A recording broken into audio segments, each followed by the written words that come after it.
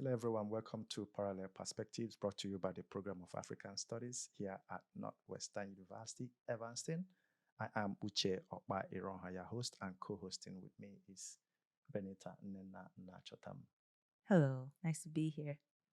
On this program, we meet with artists, curators, and academics to get different perspectives on current issues in the arts, culture, contemporary practice, and the humanities. Together, we'll discuss various topics in these fields and also explore how they reinforce and challenge our worldviews, impact our lives and society, inspire our expression, and also influence our perception of history and ultimately our future.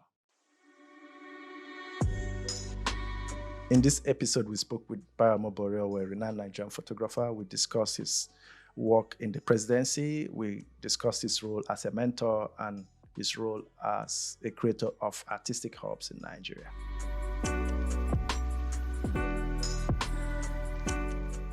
Welcome to Parallel Perspective. It's good to see you here in Chicago.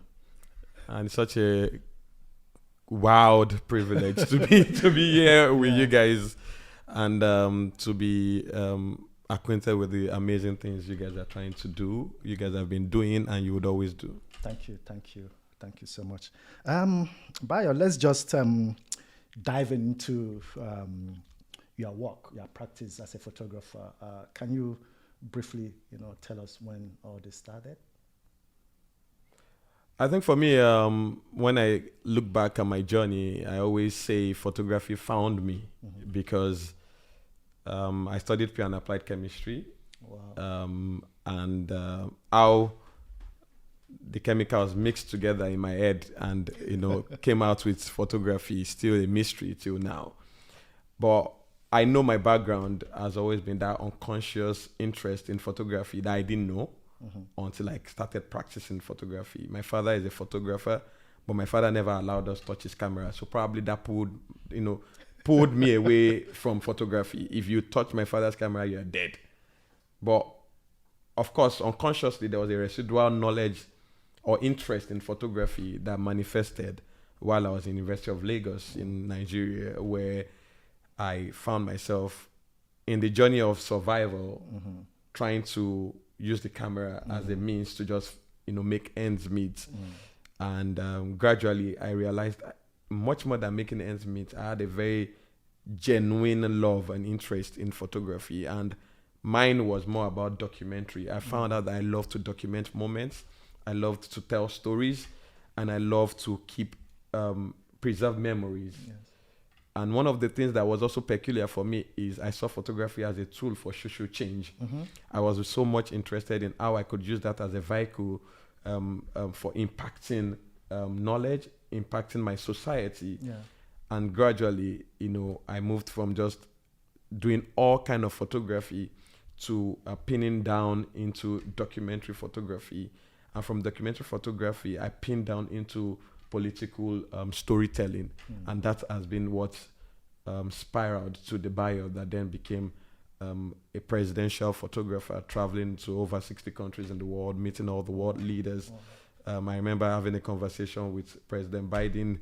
I had the privilege to have a conversation with President Trump. And I tell someone, I've met the last three presidents of America, not from a distance, but in the same room.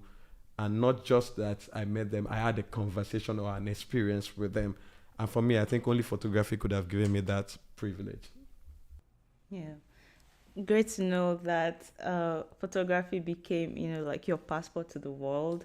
And as your student, I feel like I've also experienced some of these graces that come with like practicing as a photographer and being attached in certain corridors of power, being of service in places where, leaders are serving and so on. So my own question also comes from knowing what that process is like and seeing how far your work has developed from being just you doing your practice to also you onboarding other young emerging photographers, emerging creatives. way back in 2016, 2015, people like myself benefited from programs of the Unabashed Foundation. And I'm just curious to know, and I would like you to share with us today, what that process was like for you to choose to onboard creatives and creating opportunities for emerging artists to practice as well. What led you there, and how is that developing as of today?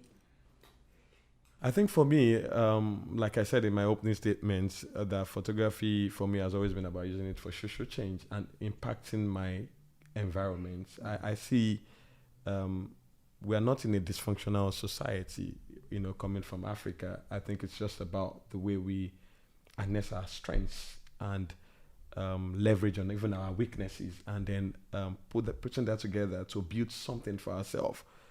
I know how I became a photographer. It was a struggle for knowledge, and it just happened. Like I said, even knowledge with my own father to even touch his camera. Yeah. My father was hiding his camera. And I remember then, even to learn editing, people were hiding to show you how they were editing for their images. Yeah. And for me, I felt like that wasn't the future. The future was about shared knowledge. Mm-hmm. And for me, collaboration is always multiplication. So I said, you know what? For every room I get into, I'm going to leave the door opened. No matter how difficult it is for me to get into the room, no matter how long it took me to knock at the door in the room, I'm going to leave the door open for other people to come into the room. And I think that's what my journey and my career has been. Yeah. I find so much motivation to give back, and give back even in knowledge. I don't think I owe it to hide anything from anybody. And that's what started Photograph a Child. Mm-hmm. Photograph a Child in 2011. I'm not sure you knew about it then, where we used to go to Makoko in Lagos, which was a very underdeveloped environment in Lagos. And we took hundreds of photographers every Children's Day to document Makoko community and to give back to that community. So we would take food. Even the pictures we took, we would print it right on spot, write a message of hope, and pass it on to the children. And we're going from one room to another, from one house to another, and we're impacting the lives of these children. And we're creating memories and instilling positive vibes in their system. And from there, it moved into Photographers Collage, which was the one you were part of, where we brought, brilliant photographers and creatives together to share their knowledge and share their experience with other photographers. And from that, it moved to Unabashed Photography Project, which was in 2017, where we went around Nigeria. We even went as far as Kenya and went as far as New York to instill knowledge. And I remember a case study of one young guy who his brother said, when we are coming to his state, he's going to fund everything. Wow. And why did he want to fund everything? He said his younger brother was part of the Unabashed in a particular state. And he knows his brother's photography career before what we did. What we did was just for a day. Mm-hmm. I brought together other brilliant photographers, and we were instilling knowledge in these guys for a day. We went on photo walks. We had review sessions. And he said what his younger brother got in one day was changed the guy's career, photography career forever. Mm-hmm. That he himself has seen what his younger brother has become. When we are going to another state, if we come to their state, he's going to fund it. Mm-hmm. And the same thing, I met another young guy who said he went to a photography school. And what he learned in one day, free of charge, was much more than what he learned where he paid for a photography school. So for me, I felt I had something in me which was about my own story and my ability to instill that knowledge with the collaboration again of other people. And that has been it. And for us, that has now moved from Unabashed again now and has become the creative project, where we are now creating a village, and an incubation, an accelerator, and a research lab for creatives. And we are collaborating with the international world to bring this expert knowledge and share with these people, incubate creatives. And it has grown beyond photography. It has become the whole value chain of the creative industry practice. And we've built the largest creative ecosystem in Africa, now in Lagos, Nigeria. and we are building another, which is virtually ready, and we're building another version in Abuja, Nigeria, which is on a 30-hectare of land, just a space where we can have sculpture garden, we can have an accelerator, we can have co-working spaces for creatives, we can have creative factories where they can create their works, they can play there, they can live there, they can work there, and all of that. So the future is bright, and the future is all about sharing knowledge, exposing the creative mind to the international community, and raising creative professionals of global relevance. Yeah. That's just it. It's good that you brought that up, because I think both of us were having a conversation earlier, myself and Mr. Uche, and we're talking about how, it seems to be a thing of late that artists and creatives are kind of taking it upon themselves to establish the ecosystems that art and creativity and cultural practice can thrive in Nigeria. Mr. Uche. Yeah, I actually wanted to jump in there because,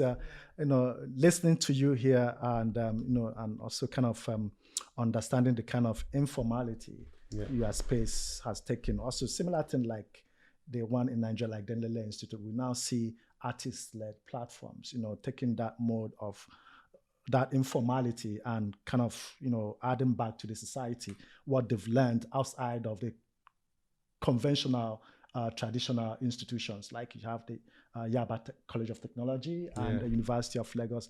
And unfortunately, most of these institutions have not provided that pedagogical structure to impact on young people.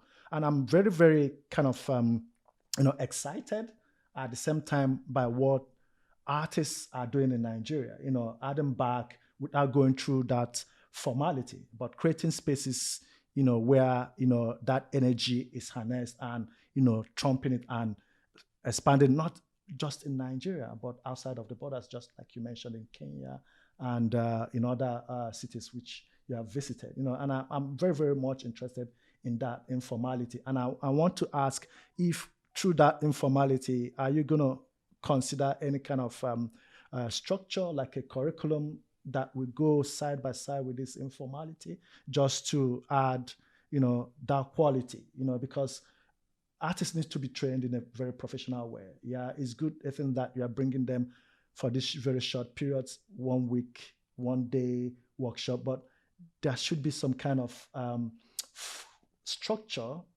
to this informal education. What are you thinking about it? Are you planning on getting, any kind of collaboration that will extend this quality you've brought to the Nigerian art scene?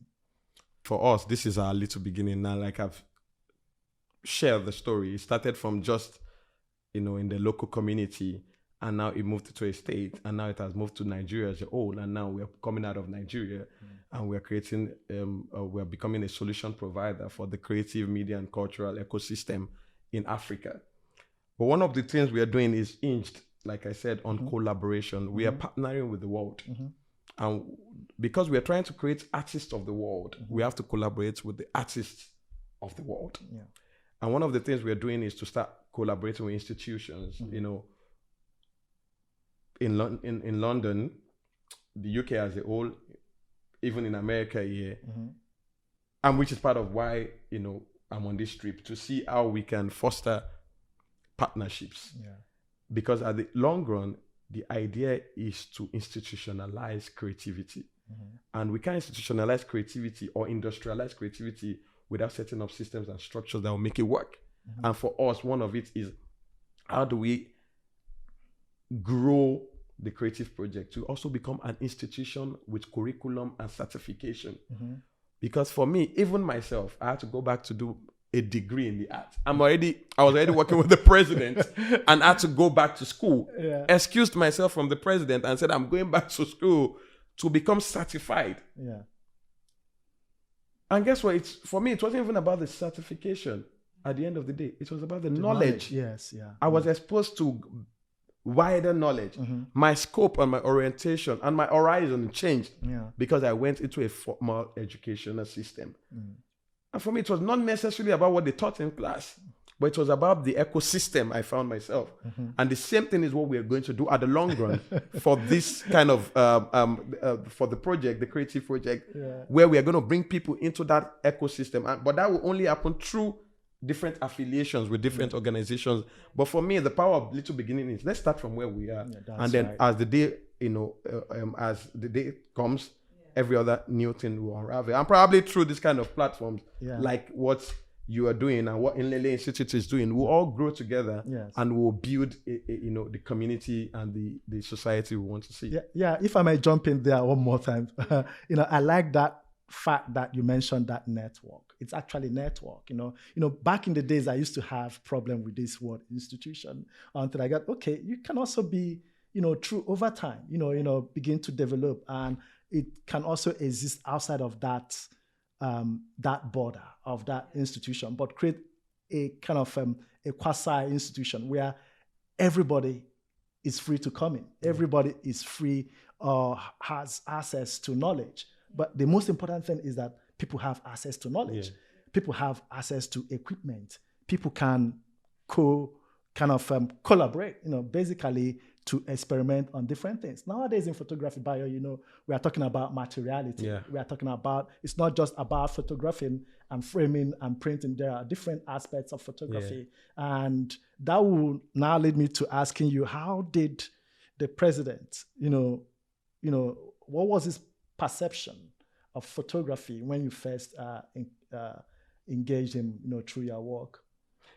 So before I answer that question, you talked about materiality, and for me, while we were driving, I was telling Benita, I said I've evolved beyond photography. I'm now a visual artist, a contemporary artist. And don't put me in a box. No. Why I said that is because over 5 years I've been searching my inner self and asking myself the true question: who am I? And I think there comes a time in life where you have to keep asking yourself the question, who are you? Because like we're saying in the car, the you when you were 10 was not the you when you became 20. The you when you became 20 is not the you when you become 30. And that's how you keep evolving. And that is what makes life beautiful. But for me, I've done photography for about 15 years. Like, seriously, I've been doing photography since, I think, 2007. This is 2000. Like, I mean, okay, let me say seriously, I've been doing photography for about 15 years. 5 years ago, I started asking myself, there's more. I saw the hunger inside of me that there's more. There's more to just taking pictures. There's more to just framing pictures. There's more to just making albums. What is the more? And the more is what led me to layering, and which I'm now starting new photography practice, which would move me into contemporary art. So, which is part of the knowledge that a community of creative minds will begin to bring, and formalizing these processes will begin to open people and expose people to more knowledge. So if someone that normally would have taken pictures and just thought it was done begins to see that no, taking picture is just one step in the myriads of opportunities that can, that you can discover. It's just like film. Film is like layers of pictures becoming layers of frames becoming motion. The same thing with mixed media. It's still part of photography that can be. Yeah, that's it. But for the president, he doesn't like pictures. President Buhari, who is now a former president, never liked pictures. And for 8 years, and this is something that I don't think has gone out to the media. I don't think he ever for once said, let me see the picture you took. Really? Never. For once. Said, let me see the picture. He never even cared to look at himself. He was not looking, so he wasn't trying to make you think, he wasn't trying to create a persona or a panache or trying to celebrate himself. It was a totally, and I know other leaders that before the picture even go out, you must come and surrender it to the Lord. And then they will select and say, okay, edit this one. Then when you finish editing, you come back and show them the final edit. Then they will tell you the 4 or 5 you should pick and send it to the media. Actually, what I have seen is like the leaders hardly ask let me see the pictures. But their aides, like, there's always maybe a special assistant or special advisor who works with the media. There are leaders that and want so they're to the ones see that it. say, let me see But there are what you leaders that have want to made see it. before you Yes. send it It out out, to the yeah. larger press. Yeah. No, but there are leaders that want to see it. You- Because you're it's right. PR. It's There are public. leaders that Yeah. want to see it. You're They want right, to but see I how they just- look out there. They want to know what you're presenting. They are so Concerned about their Their outlook, image. their Yeah, image. image, Okay. But for him, he's a different person. But one thing that stands out, and to answer your question, was he knew I knew what I was doing, and he respected that. So as much as he didn't like photos or didn't care about photos, he cared about giving me a window to express myself. He cared about respecting my craft, to the point that when even people that were ahead of me in the ladder or cadre of things wanted to make an input, say no, allow him do his work. And he could only say allow him do his work because he knew I knew what I was doing. And like I tell young people, you cannot get there and be getting prepared. You have to be prepared before you get there. Yes. And for me, there was very little margin for error. Little margin. So 8 years of consistent trying not to make a mistake. 8 years of consistently making sure my battery was charged at all times. 8 years of consistently making sure that I did not forget my memory card. That's discipline. 8 years of making sure that I'm not late. 8 years of being sure that for everything I put out in the media, even without him saying it, was as accurate as possible. 8 years of preserving history. So for me, and this is it for young people, photography is not just about photography. At that level, it becomes about self-discipline and how prepared you are. If not, you'll get there and you'll mess it. And I'm sure that's what you and it's not even, I'm sure, I know that's what someone like you has instilled into us. And what you guys, the foundation people like you laid for the photography industry in Nigeria and Africa at large. Your discipline, your consistency, your never giving up spirit, even when it was not this rosy. Because a lot of photographers like might not understand where we are coming from. We'll get to that. They might not understand. But I'm in the middle. Yes. You guys went ahead of us. Yes. I'm in the middle, and then maybe the sitting arrangement is even aligning. Yes. But yeah, we are just going this way. Yeah. But the journey, and I'm sure also it gives you so much joy to see what is happening. Of course, the same way it gives you so much joy to see what is happening. Of course, yeah. She can attest to that too. Exactly, but it is also because people like you entered into the room, and I know people in your set that closed the door. I know. But someone like you also came in and you made sure you left the door open. Yeah, of course, yeah. And that is what could also inspire someone like me to say, I'm also going to leave the door open for someone like her, and for someone like her to also be pushing with Kuta to make sure she opens the door for other people. Yes. So the future is here, and the future is now. Yeah. That is great that you said this about, how like his practice, photography, and creating a space for a learning environment, right? For other people to be impacted by your work. And you picked that up, and I'm kind of picking that up from you too. And it's not even about that. It's also about how brilliant his own practice was. That laid a foundation for people like us to choose to be brilliant. Yes. Because if the foundation be destroyed, what shall the righteous do? Of course. Your foundation, I cannot ever forget Godfather. Bayo. Godfather. Do you know Godfather? No. You see? Bayo, I'm glad that you mentioned this because I think it was in 2013 when that whole idea of the Ndlele Institute started, and looking back to when I started, I basically said, no, this cannot continue. Just like you're saying now, this cannot continue. We need to create a platform where we bring in people, no matter what it will cost us, to get, because there are so many talents out there. We need to bring people, bring a faculty, bring the cohort, bring the students in, then begin to share ideas. And the very first thing that came to my mind at that order is, Uche is not just about you. So it's not Uche sharing one opinion. And you notice then that we were bringing in Jelili Atiku, T.Y. Bello, Judah Nogwe, Mudi Yaya. All of them, Amezo Jekere, they were all in that cohort. Even up to now, even Andres Ebo, Abraham Obase. So that was the key to what we achieved at the Ndlele Institute. Now, when I look back to those days, which I know you can attest, Yeah. I see them flourishing. Even people like Etiosa, Yvonne, Taiwo, I know. Yeah. That process, that is basically what I'm asking, the question, okay, what is the importance of process? I need to step in here because this is what I'm most curious about, right? Yeah. So Bayo, from your experience, like you said, you've been in conversations with even presidents, and you've been around the cultural scene in Nigeria, in Africa, and around the world. You must have seen the difference with the cultural ecosystems in these different spaces. What has that been like for you? What lesson did you get from that? And how do you see, I don't know, like just even being in the corridors of power, what kind of conversations are being held in consideration for the arts and cultural industry and the future of that ecosystem, and what can we do to, step in and be at our A game? Yeah. I was sending a message to my wife this afternoon, and what dropped on my mind this afternoon, it was, you cannot become what you don't become. Mm-hmm. And what does that simply mean? The arts environment in Nigeria has not been well respected and celebrated, and I think is the biggest limiting factor in the growth of the creative ecosystem in Nigeria.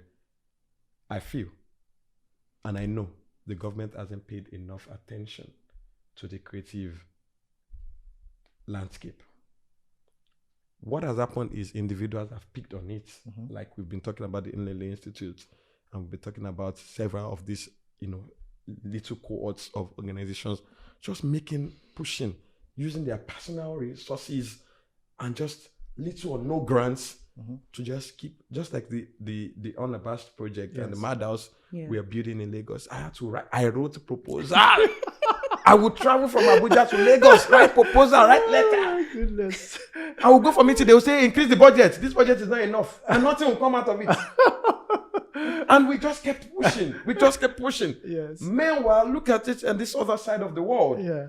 The UK government and the American government have a budget, heavy investment in the creative ecosystem. Yeah. Their art society know how much they get every year. Yes. Mm-hmm. Yes. I was telling you about going to national. I've been in the US for almost how many weeks now. I've been going to all their art institutions. Wow. You can see seriousness. Yes. Seriousness of policy. Yes. Seriousness of vision. Seriousness of leadership. Yes.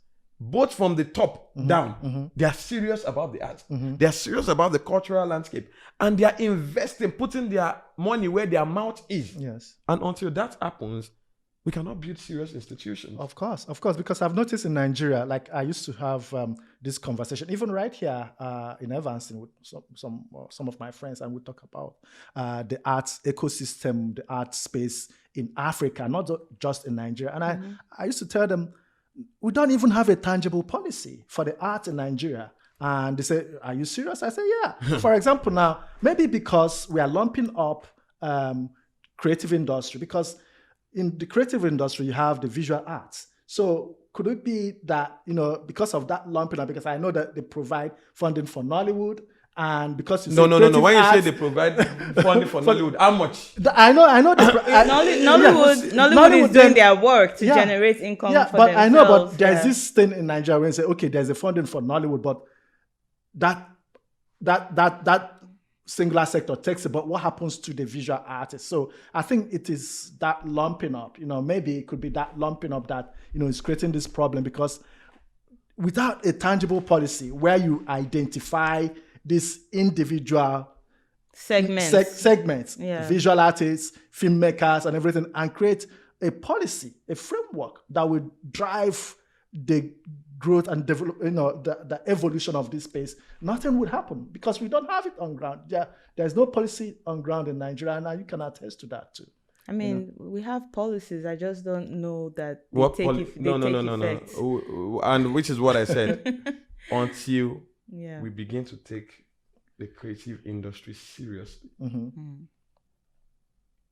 even the policy development will not be serious. Of course, yeah. You have to start from, okay, you know what? This is a sector. The same way you've paid attention to social development, empower, and all of this, You have to and reciprocate investing it. a lot Yes. into them. Yeah. Insecurity, investing heavily into them until you see creative industry as a serious matter. And then you invest heavily into them. And that's the only way the international community can also match up your funding and say, okay, you know what, the government is doing this, let's support them. Like the counterpart Like counterpart funding. Yeah. That's when they can say, okay, you know what, they have taken it serious, we will support them. Because it is the vibe. And that's why I use the word, if you don't become, you cannot become. Yeah. Bayo, so in a closing, as part of our efforts to wrap this up, because we could go on, here at the Program of African Studies, and one of the reasons why we're doing this show on parallel perspectives is to kind of create conversations that are cross-cultural, to create exchange between Africans in Africa and Africans in diaspora. So hopefully this would be getting to an audience of Africans in diaspora and Africans in Africa, artists, cultural leaders, scholars, and so on. What would be your invitation to them to be a part of certain initiatives that you're running? What would you have to say? One thing I would say for free is Africa is the future, and the future is now. It is either you jump on the train or you are too late for the train. We might have our challenges today, but guess what? We don't quit. Idon is coming, and Idon is here.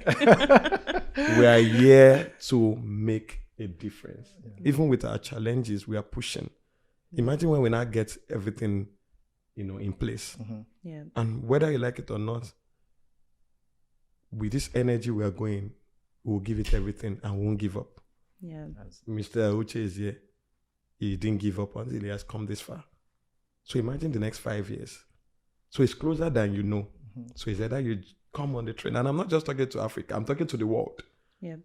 This is the time you need to collaborate with us. This is our seed time, but our harvest time is closer than you can ever imagine.